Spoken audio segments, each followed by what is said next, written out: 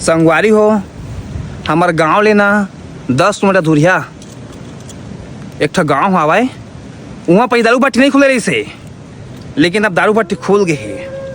और वही करा हायर सेकेंडरी स्कूल है। लड़का में जब छुट्टी होते ना तो मेरे गुजरते वही का 4-5 चखना दुकान हवाए।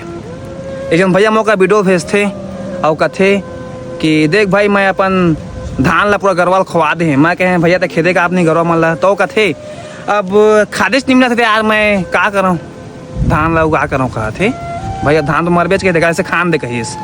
तो संगवारी मोर कहने कि दारू भट्टी में सही समय में दारू मिल जाती, कबू में दारू कमी होबे नहीं कराए। फिर किसान मन बर यूरिया DAP कमी काब होते और सरकार काब देत नहीं। और पा जाते किसान मन तो हा ब्लैक में बहुत महंगा। तो हर कोई भाई खरीदे सही सकी।